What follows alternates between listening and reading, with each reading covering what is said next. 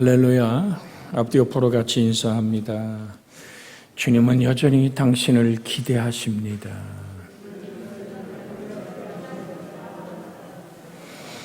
하나님의 사람으로 나를 기대하시는 주님.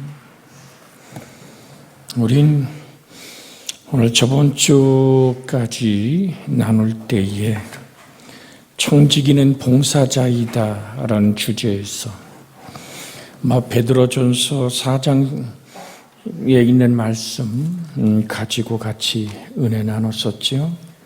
8절에서 11절까지 있는 말씀 중에 11절에 보면 이런 말씀이 있습니다. 만일 누가 말하려면 하나님의 말씀을 말하는 것 같이, 만일 누가 섬긴다면 하나님께서 공급하시는 힘으로 하는 것 같이 모든 것들 가운데서 하나님께서 예수 그리스도를 통해서 영광 받으시도록 그분께 영광과 권능이 세세토록 있을지어다라는 말씀을 제가 지금 읽어드린 것은 직역한 것이었습니다.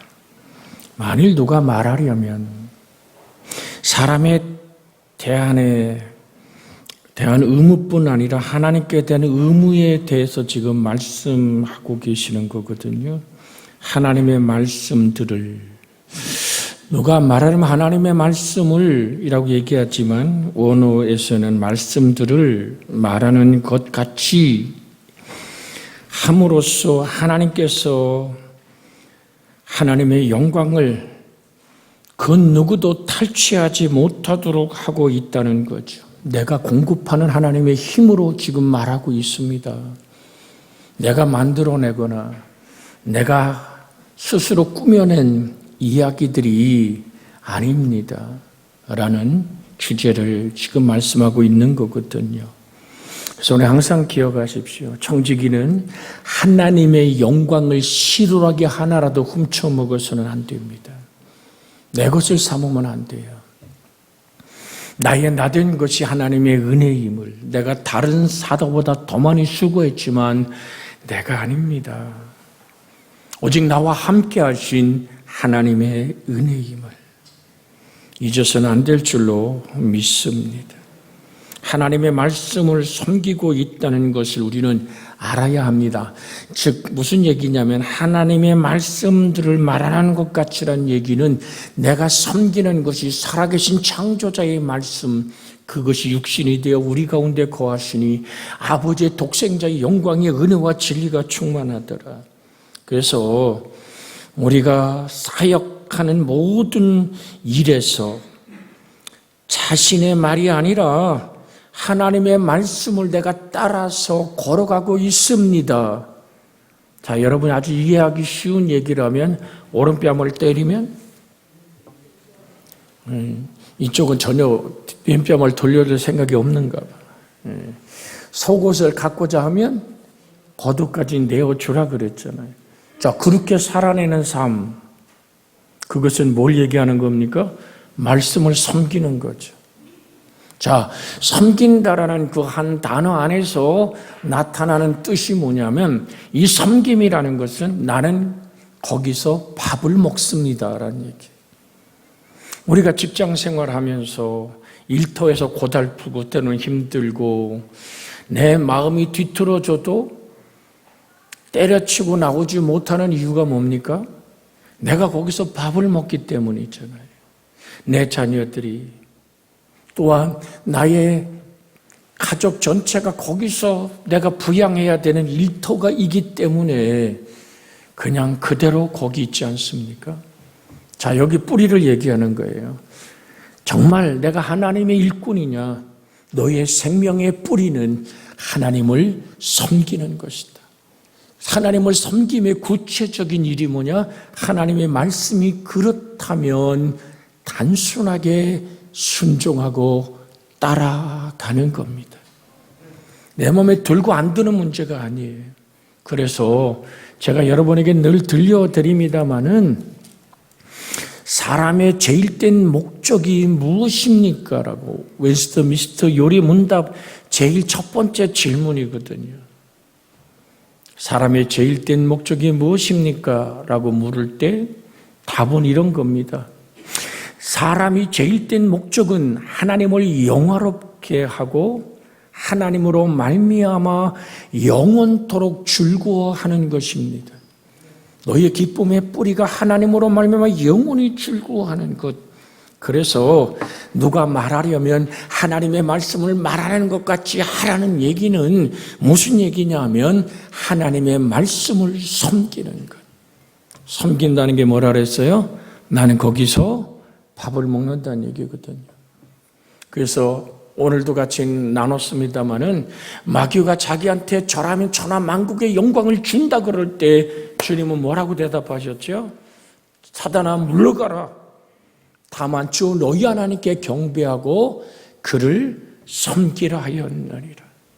나는 창조자 하나님이 내게 주신 그 싹스로 나는 산다. 그것이 십자가일지라도 하나님의 뜻을 이루며 섬기는 이 섬김의 뿌리가 뭐라고요? 하나님의 말씀을 섬기는 거라고요.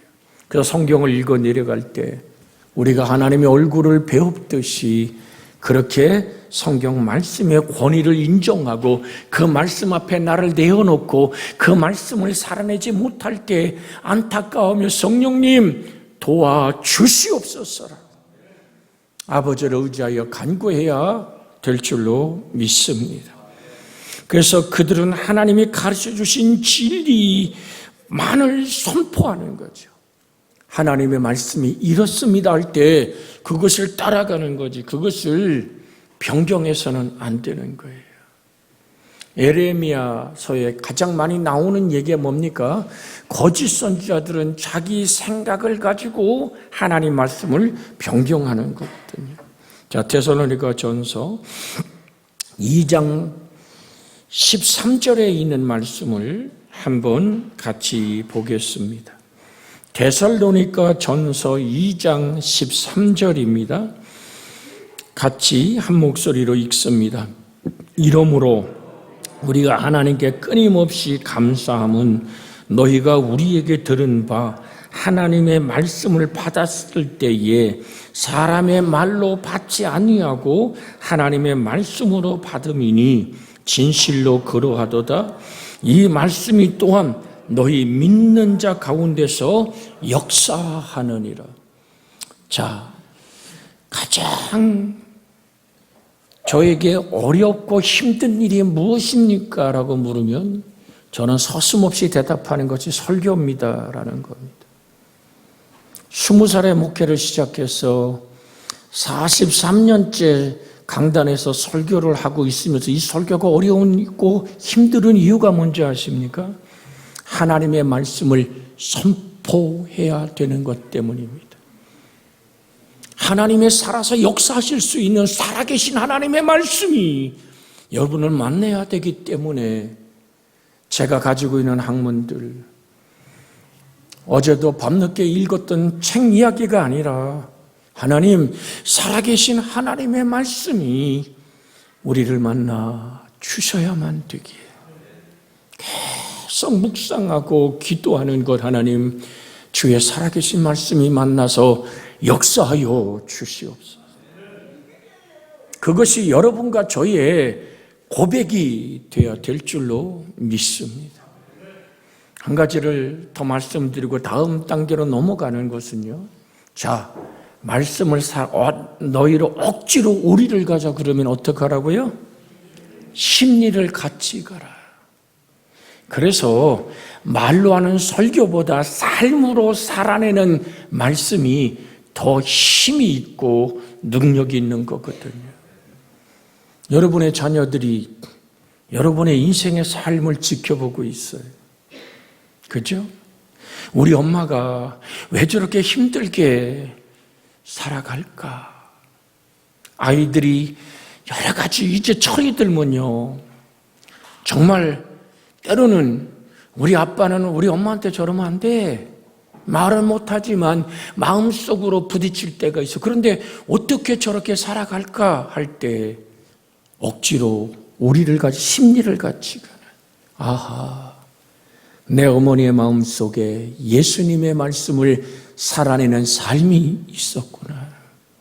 왜 저렇게 손해보고 산대? 왜 저렇게 억울하게 산대? 마찬가지입니다. 우리 아빠가 왜 저렇게 힘들게 엄마의 잔소리 속에서도 참아내며 살아갈까?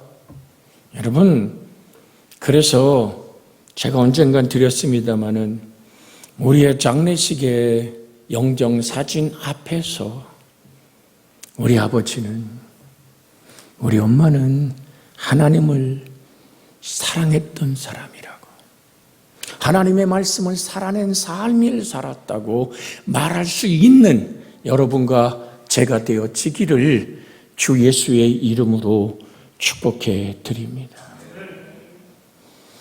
정말 마지막 때에 우린 바울처럼 고백할 수 있어야만 될 줄로 믿습니다. 내가 선한 싸움을 싸우고 달려갈 길을 마치고 뭐를 지켰다고요? 믿음을 지켰다. 그것이 빛이 되고 맛이 되는 것이 지금 베드로전서 4장 11절에 나오는 누가 말하려면 하나님 말씀들을 말하는 것 같이 하란 얘기는 입술의 말이 아니라 삶의 발걸음으로. 그려, 내가 우리 교회에 나오는 이유가 뭘까? 언젠가 한번 읽은 책의 기억입니다만 외지에서 와서 교회 등록할 때 그 교회 권사님이 붙들어주던 따뜻한 손길이 거기서 친정엄마의 사랑이 느껴지기 시작했던 거예요. 친정엄마 가슴속에 있던 예수가.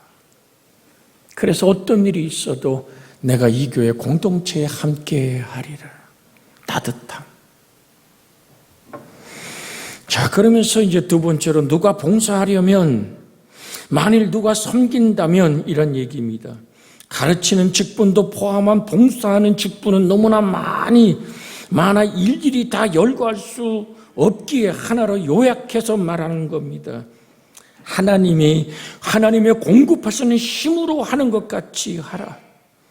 뭐 같이 하라? 하나님이 공급하는 힘으로 하는 것 같이 하라. 사람들이 하나님과 그의 교회를 섬기는 일을 할 때 조금 더 자기 자신의 힘으로 하는 것 같이 여겨지지 않기를 원합니다. 겸손하게 정말로 주의 뜻을 이루어내는 나의 나된 것이 하나님의 은혜임을. 그러니까 이런 거예요. 아이 그 양반 있는 게 돈밖에 없으니까 했겠지. 천만에요. 여러분, 거부가 하나님이 일하는 게 아니에요. 그가 하나님이 충성되이 그 사람을 여겨 그 사람을 쓰실 때 그 일이 일어나는 줄로 믿습니다. 디모데전서 1장 12절에 보면 우리 한번 볼까요? 디모데전서 1장 12절 같이 읽습니다. 나를 능하게 하신 그리스도 예수 우리 주께 내가 감사함은 나를 충성되이 여겨 내게 직분을 맡기심이니. 나를 어떻게 여겨? 충성되이 여겨 내게 직분을 맡긴 것이다. 여러분, 오늘도 낮에 함께 나눴습니다마는 돈이 일하는 게 아니에요. 하나님의 성령이 감동되어서 내가 일해 나갈 때에 내 힘이 아니라 나의 나된 것이 하나님의 은혜임을 고백하면서 나의 나된 것이 하나님의 은혜란 얘기, 나를 충성되이 여기시는 하나님이 나를 통하여 하나님의 일을 이루고자 할 때 내가 순종하는 그 힘이 여러분과 저에게 아름다움으로 구별되어지기를 원합니다.